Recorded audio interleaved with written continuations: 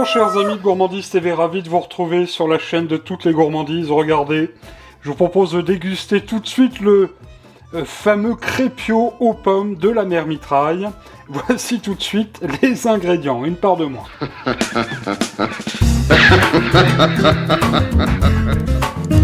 Et vraiment très peu d'ingrédients pour réaliser notre crépio. Pommes, farine, sucre, œufs, lait, beurre, un petit peu de calvados, un petit peu de fleur de sel. Vous allez d'ailleurs noter la quantité des ingrédients au fur et à mesure de la réalisation de la recette de notre crépio version Normandie. Pour faire donc un crépio pour une personne, dans le bol où vous le voyez trône fièrement le coq de la mère Mitraille, on va mettre 50 g de farine, farine normale, le T55, celle que vous avez à la maison. On va y mettre aussi également aux alentours de, allez, on va dire 15-20 g de sucre. On va dire deux bonnes cuillères à soupe de sucre. On va donner un petit coup de fouet pour mélanger ces ingrédients secs. On va tout de suite y mettre une bonne pincée de fleur de sel. Alors, il faut savoir qu'à l'origine, le crépio était plutôt, on va dire, une grosse crêpe salée.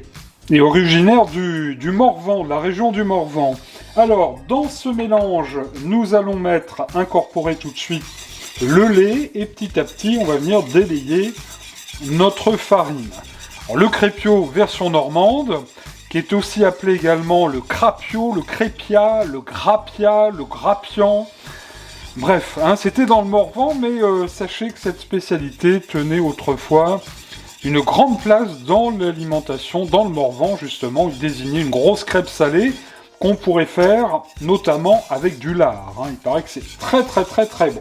Cette fois-ci, on le fait pour la Chandeleur et Mardi Gras, parce que ça va vraiment être délicieux avec des pommes, et vous allez découvrir donc petit à petit cette recette. Alors, je récapitule. 50 g de farine. Nous allons mettre dans notre crépio un œuf. Ça sera dans quelques instants. Voilà, je remue bien pendant ce temps-là. On va incorporer l'œuf tout de suite. On va bien mélanger. Alors, je répète, 50 g de farine, un œuf. On a mis environ 2 cuillères à soupe de sucre, une pincée de sel et on remue bien notre mélange de manière à ce que ça vienne former, donc vous le voyez, une pâte qui va être un petit peu épaisse, mais qui va être la pâte de notre crépio. Alors, on va l'aromatiser, mais ça c'est facultatif, avec un petit verre de calvados. Alors, on va remuer bien correctement notre pâte qui est très parfumée, et la première étape de la recette, vous voyez, déjà terminée, avec cette grosse pâte qu'on va laisser reposer le temps de s'occuper de la pomme. Autant vous dire, très peu de temps, j'ai bien épluché la pomme, je l'ai évidée et pépinée. J'ai gardé l'épluche pour le grand quinquin, le cheval de la mère Mitraille, c'est un cheval de trait. Et vous le voyez, donc cette demi-pomme, je l'ai simplement coupée comme là, comme vous le voyez en petit quartier, 4-5 mm d'épaisseur.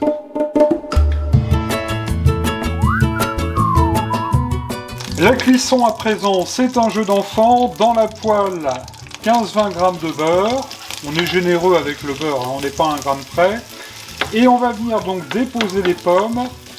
On va laisser colorer et cuire gentiment.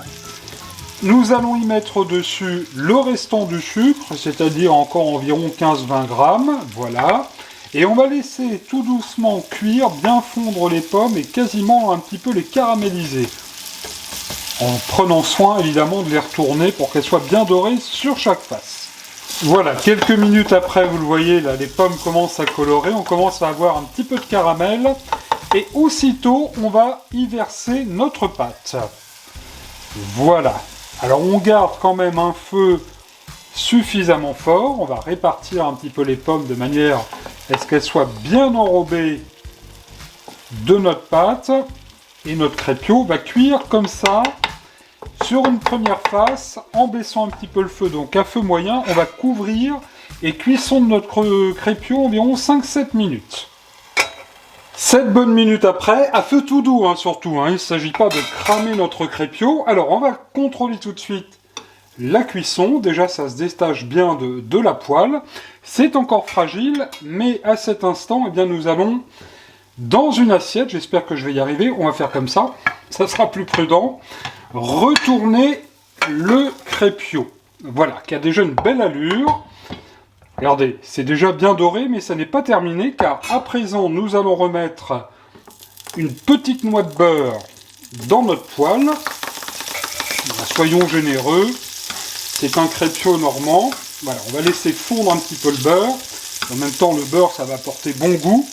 Et là, nous allons remettre à dorer sur l'autre face notre gourmandise, si toutefois celle-ci veut bien glisser, voilà, dans la poêle gentiment. Et là, eh bien, nous allons de nouveau couvrir et laisser pendant 5 petites minutes dorer le crépio sur l'autre face.